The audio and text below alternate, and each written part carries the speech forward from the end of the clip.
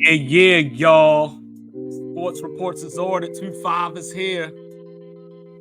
Coming at you tonight. Me and Mr. Logical going to have your NFL and college football previews.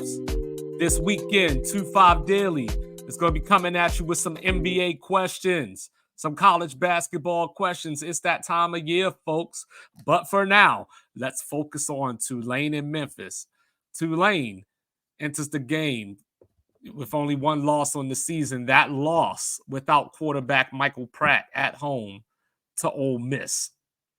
Memphis comes into the game, one loss on the season at a neutral site in St. Louis against Missouri. They lost that game by 7. Tulane gave Ole Miss some problems as well, but fell by 18 ultimately. Both are coming in off of wins in their most recent games. Memphis with a 3-point win over Boise State. Tulane with the comeback against UAB 35-23. I know you all remember and saw Trent Dilfer exploding on the sideline. That was that game against Tulane. So, quarterbacks.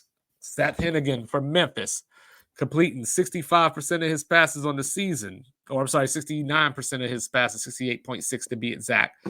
10 touchdowns, but 5 interceptions. That could be a problem. He tends to lock on the Rock Taylor, Memphis's leading receiver, 6'3", big guy out there. It's easy to lock in on him and tell him to go get the ball and make a play, right? Then you got Michael Pratt on the other side, completing 75.4% of his passes, 8 touchdowns, 1 interception. So what does that mean? That means that this game is going to be won in the trenches. Who can generate pressure? Now, Tulane can do that. Memphis generally does not do that. Memphis has a pretty good secondary, but it's hard to be a good secondary when you're defending for so long because you can't get any pressure. Malik Hughes from Tulane replacing Tajay Spears.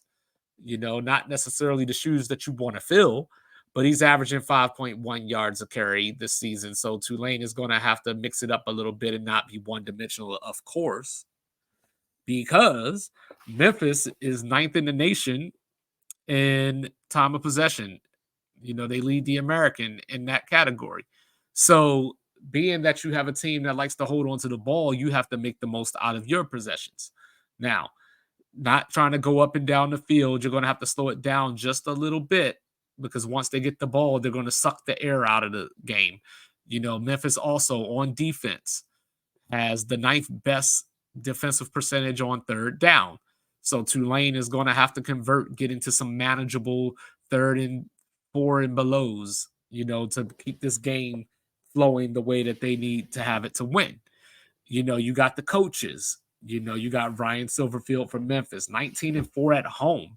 And oh, by the way, Tulane, or is it Tulane,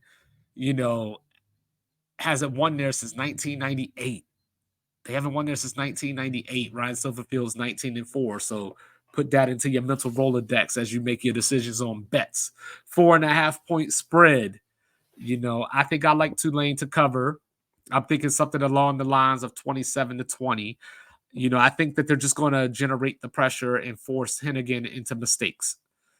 All it takes is one, really, because Tulane generally doesn't turn the ball over. Michael Pratt and his senior leadership going on the road, he shouldn't be affected by the environment.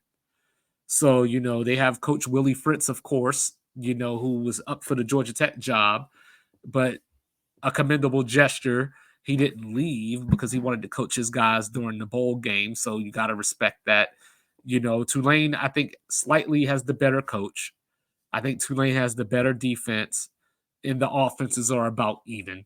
So all things considered equal, I'm going to go with the team that can generate pressure, Tulane.